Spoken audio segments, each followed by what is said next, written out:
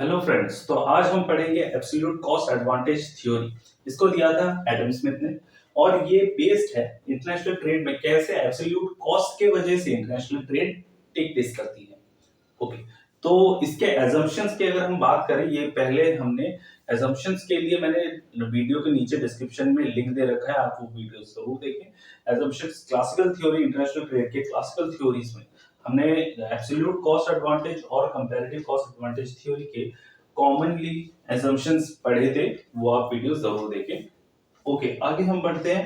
Absolute cost advantage theory जो बात करती है वो उसमें डिवीजन ऑफ लेबर है। तो डिवीजन ऑफ लेबर जो है वो एडम स्मिथ का काफी ज्यादा पॉपुलर थ्योरी के अंदर आता है, उसी के ऊपर बेस्ड है हमारा एब्सोल्यूट कॉस्ट एडवांटेज थ्योरी। आगे बढ़, चलो इस चीज को अभी हम समराइज करके देखते हैं। ये थ्योरी को हम सिंपल टर्म में अगर समझने की कोशिश करें तो क्या बताता है कि एक कंट्री, उसको जिस चीज में उसको एक कोई प्रोडक्ट बनाने में कम खर्चा लगता है एज कंपेयर टू द दूसरा प्रोडक्ट, वो दूसरे वाले प्रोडक्ट को बनाना ही छोड़ देगा और सारे लेबर्स को बोलेगा तुम इसी चीज को बनाओ। क्यों? क्योंकि हम इस पर्टिकुलर प्रोडक्ट को कम खर्चे में ज्यादा बना पा रहे हैं, तो हम अपने दूसरे लेबर्स को भी यहाँ पर शिफ्ट कर देंगे। सिंपल इतना है, ठीक है। और इस पर्टिकुलर चीज को हम बोलेंगे स्पेशलाइजेशन, और इंटरनेशनल ट्रेड में जब ये एक्सचेंज होगा तो वहां पर ये बन जाएगा एब्सोल्यूट कॉस्ट एडवांटेज थ्योरी। इसी चीज को हम ज्यादा अच्छी तरह से यहाँ पर हम एग्जांपल के माध्यम से समझ पाएंगे। देखिए, जैसे कि यहाँ पर कंट्रीज हैं, यहाँ पर उसके दो कमोडिटीज हैं। ओके, इंडिया है, दूसरा है बांग्लादेश।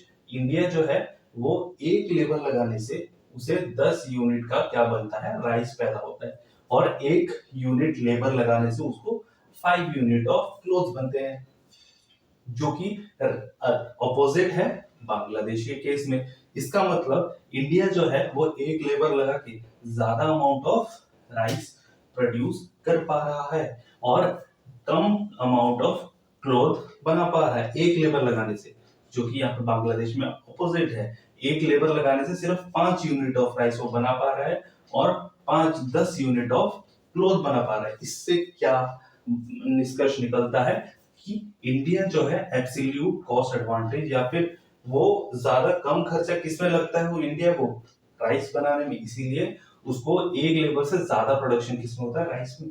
और बांग्लादेश के केस में एक ये यूनिट ऑफ लेबर लगाने से उसको ज्यादा मुनाफा किसमें हो रहा है, क्लोथ में हो रहा है। इसका मतलब, और टोटल अगर हम प्रोडक्शन देखें 15 मतलब 15 यूनिट ऑफ कमोडिटी राइस बन रहा है, 15 यूनिट ऑफ क्लोथ्स बन रहे हैं।